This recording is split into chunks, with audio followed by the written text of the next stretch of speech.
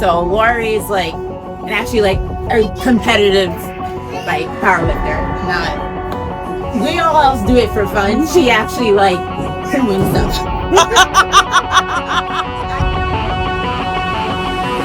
So Laurie, thank you so much for being part of this interview.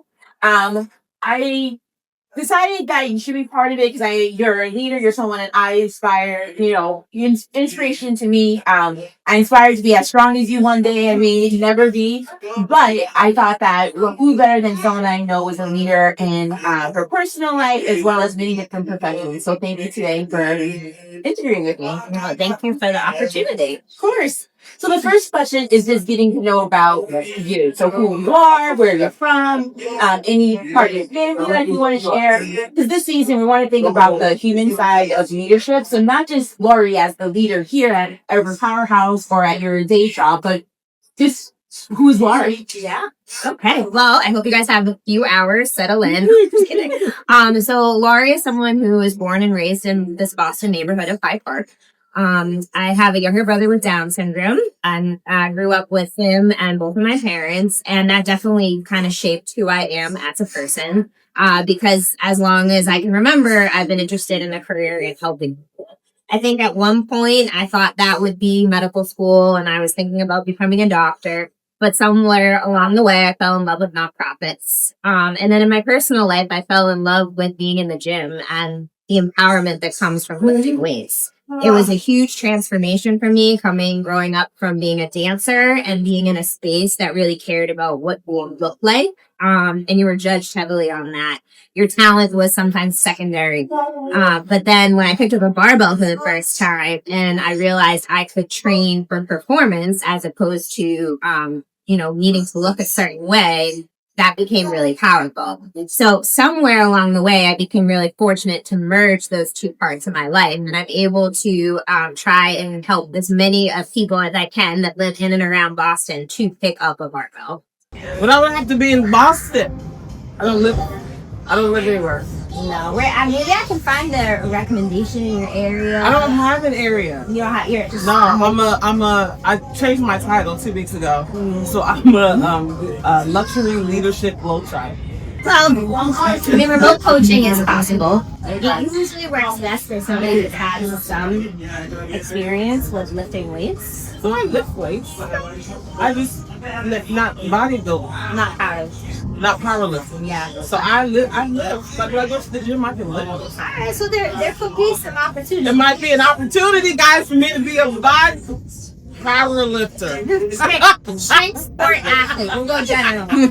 So, growing up in Boston in high school, I danced almost every day. And I think when I transitioned to college, I knew I needed a break from that world. I maybe couldn't fully articulate why at the time, but I knew I needed some distance between that.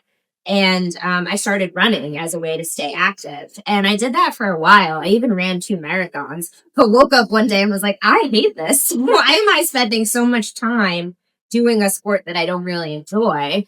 Around that time, I had met my partner, Joe, who's our executive director here at Urban Powerhouse and our co-founder. And he encouraged me to try lifting weights. And he wrote my first ever program. And that was when I realized that I could enjoy exercise and I could enjoy working on my health and fitness. And that was a huge revelation to me. Like, it wasn't just something I had to do. It was something that I wanted to do. And so I think that has always stayed in the back of my mind, and that guides me when I'm in here, when I'm working with people in the gym at our powerhouse, to kind of help them see that this can be something that they enjoy, and that if they don't, then maybe it's not a good fit. Then let's try something else, or let's adjust things and see how we can make this something that you enjoy doing. Because if you enjoy doing it, yes, you're going to get physical benefits from lifting weights and being in a gym environment and all that comes with that, but you're also going to get mental benefits and maybe some social, emotional health as well. Because if you're enjoying what you're doing, you're connecting with others in the community who are like you, and the next thing you know, it's just more than a gym. It's a community, it's your home, it's your second down.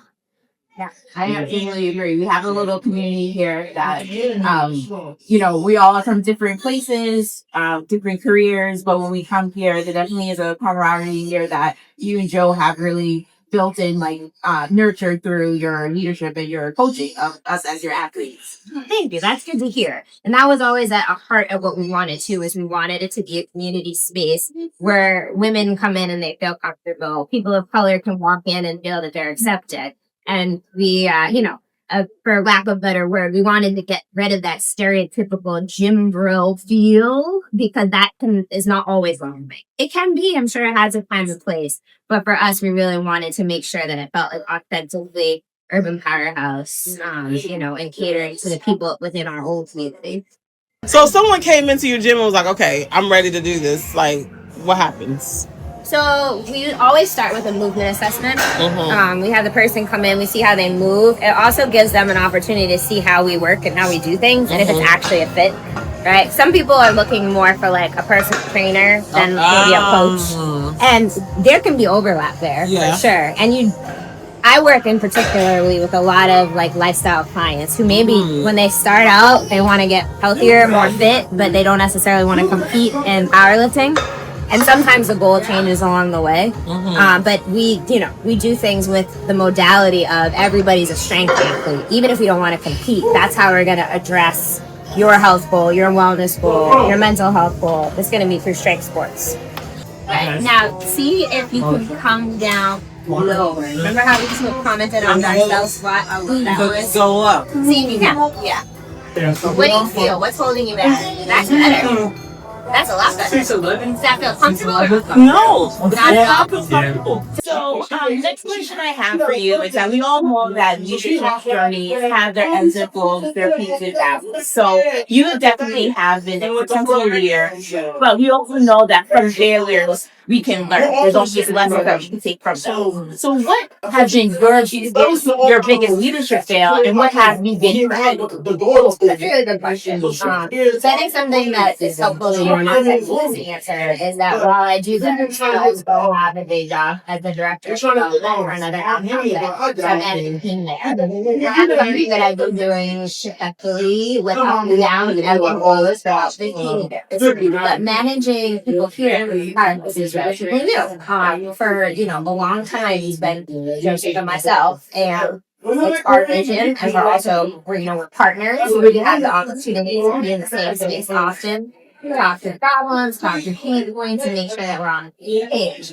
As that team starts to grow, you realize that you need to start to do things a little bit differently, and maybe I realized a little too late in a couple of instances. So we have some wonderful young adults who've been working with us. And I think a fail is not realizing hands-on support would lead in the beginning, right? Maybe a little too much autonomy, a little too much space. Maybe doing my day job and letting they're doing things here until I get there in the afternoon. And definitely sometimes things could get ahead of me. And so there weren't systems in place, there weren't checks and balances in place that I put to make sure that doesn't happen. So I learned a lot going through our first round of hiring and having staff.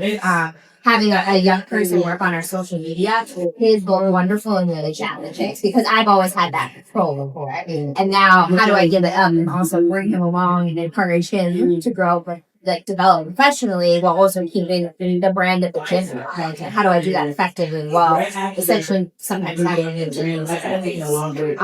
So we've had some things go up on social media that and they have gone out the door, and then you're in a risk management perspective of that, right? Like you didn't have right? You had 3 clients. So nothing detrimental to the reputation of the gym. I think everything is okay, fine. But when you have that in your stomach, okay.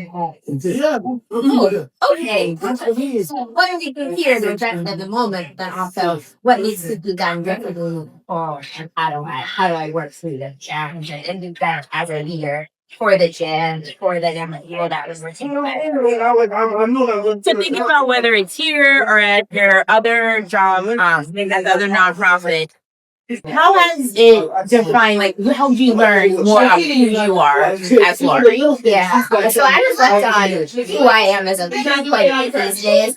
I've also had some, challenges come up recently with my team at my day job. And one of the very first mentors I ever had in that other space said to me, Laurie, you're a servant leader.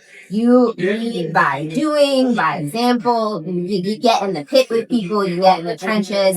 There's a lot of great things about that. But at some point, you also have to lead from the front. You have to remove yourself from those spaces and look at things differently, right? So that's your challenge. Like, there's a lot of great things that come along with being a servant leader, but there's also some deficits. So being mindful of that, making sure that I am setting that example from the front, not just from the back. And also boundaries. Boundaries are really hard. I don't like them. Sometimes it makes me uncomfortable. But when you are trying to successfully manage all the things that I am, they are integral. Because if I don't take care of myself, how can I help do these things for other people and help bring back to you? So boundary setting is also something that I realize I need to work on and keep implementing those boundaries so that I can be a whole person and be everything that I need to be. All different spheres.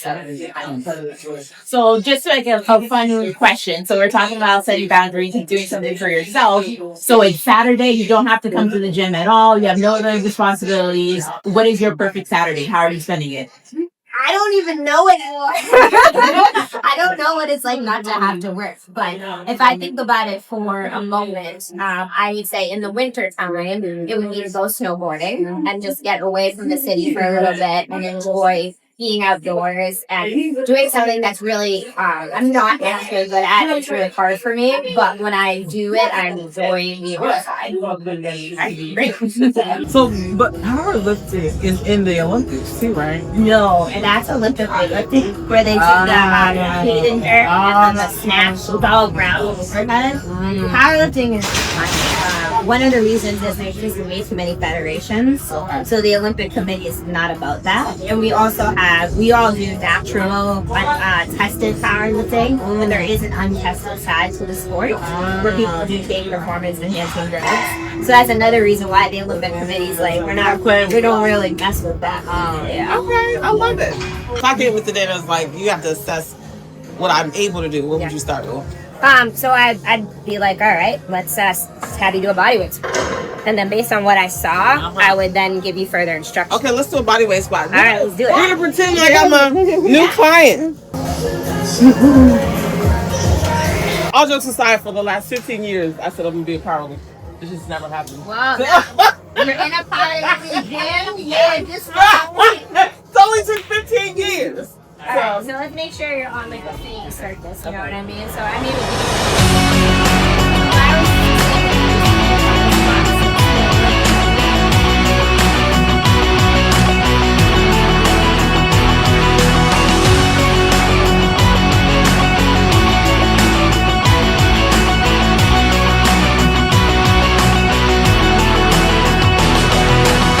Hi guys, listen, I'm here. I don't have my mic on anymore, but listen, I'm about to be a powerlifter. Oh my God, starting today.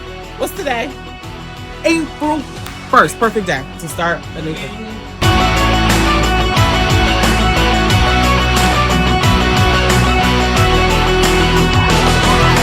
Look at that there! Oh, this was fun. Thank you so much for doing this. I like that some detail. Guys, this was so much fun. I should probably move my hands on the room. Oh yeah. Okay.